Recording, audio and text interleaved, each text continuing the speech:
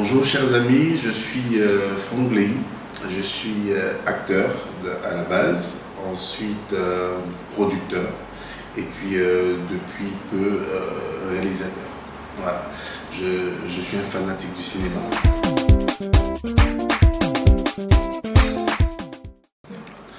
Alors en termes de nouveautés pour la saison 2, il faut dire que nous avons essayé de prendre en compte toutes les critiques des uns et des autres.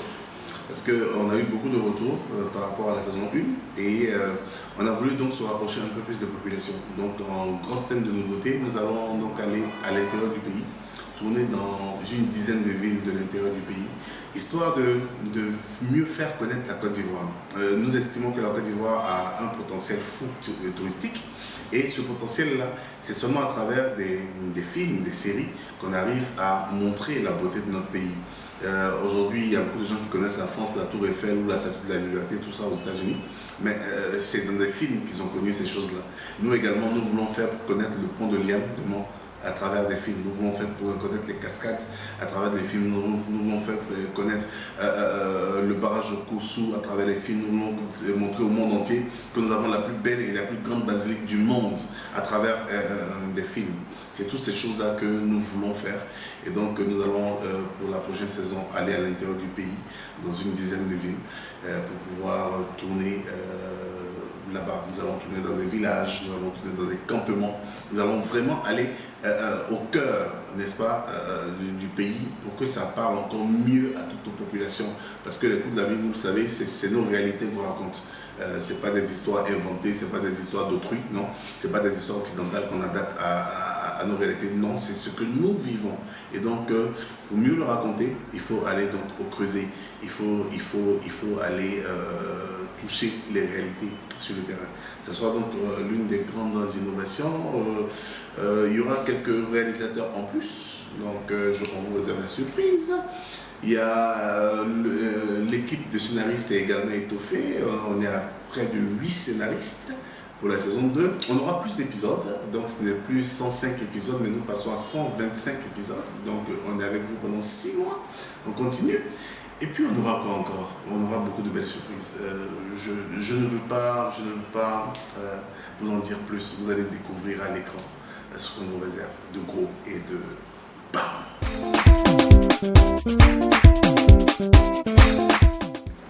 Alors pas facile d'avoir 3 casquettes parce qu'il y a une seule tête, donc pas évident. Mais il faut dire que j'aime les 3 casquettes. Je les aime. Parce que chacune a une beauté particulière. J'aime être acteur parce que c'est par cela que j'ai commencé et puis j'aime jouer, j'aime communiquer des émotions à travers ce que je joue. Et j'aime également la production parce que c'est un monde fou. La chose est sur papier et puis vous vous battez à travers votre travail de producteur à lui donner vie, à lui donner corps. J'aime également la réalisation parce que c'est de l'art. Donc il y a un regard artistique, il y a un regard particulier, il y a une façon de communiquer, il y a une façon de faire parler vos images, il y a une façon de communiquer vos émotions qui me plaît beaucoup. Donc c'est vrai que je n'aime pas porter les 3 à la fois. Donc quand je suis par exemple réalisateur sur un projet, je laisse mes assistants, mon directeur de production s'occuper entièrement de la production. Je ne parle pas de production. Quand je suis acteur également, je ne parle pas de réalisation. Voilà, je viens et je suis les instructions du réalisateur qui est là. Quand je suis également dans ma casquette de producteur, je ne veux pas dire au réalisateur tu fais ci ou tu fais ça, ou à l'acteur tu fais ci ou tu fais ça. Non, j'aime porter les 3 casquettes et respecter l'étendue des pouvoirs des 3 casquettes. Donc choisir entre les 3, franchement, ça sera difficile.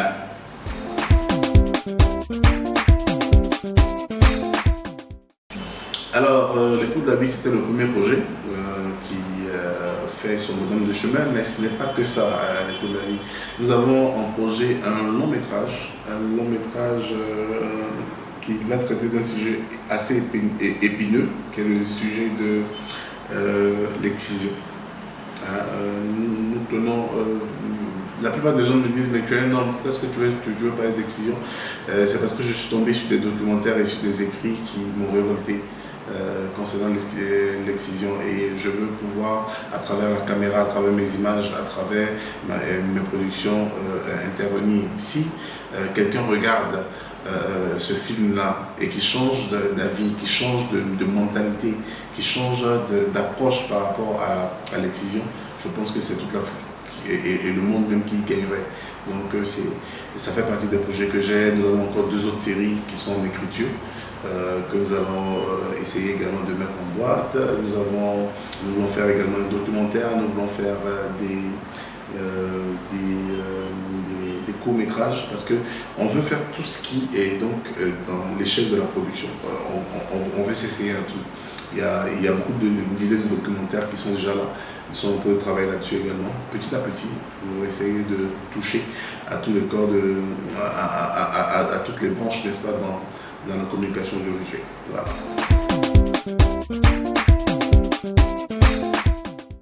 Alors, en mot de fin, il faut dire que je suis honoré donc, de recevoir l'équipe de Hockey Ciné pour cette émission. Merci. On ne choisit pas tout le monde, mais donc merci de m'avoir choisi. C'est vous qui connaissez les critères de sélection. En tout cas, merci. Je suis très honoré. Ce que je peux dire à tous les gens de ma génération ou à la jeune génération qui nous suit, c'est que rien ne s'obtient sans souffrance.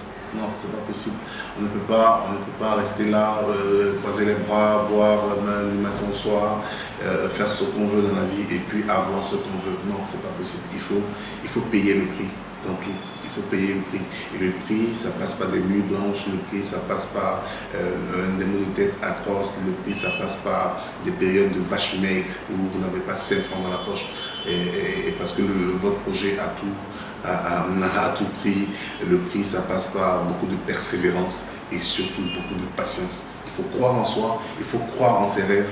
Il ne faut pas se dire que non, moi je ne peux pas. Cette expression n'existe pas chez moi. Parce que je me dis que si des gens sont parvenus à faire quelque chose, c'est que moi également, avec une organisation correcte et avec beaucoup d'abnégation, je peux également le faire. Donc pour moi, je ne peux pas faire, n'existe pas. Je peux tout faire par la grâce de Dieu, parce que après vous travaillez, mais c'est Dieu qui vient sublimer ce que vous faites.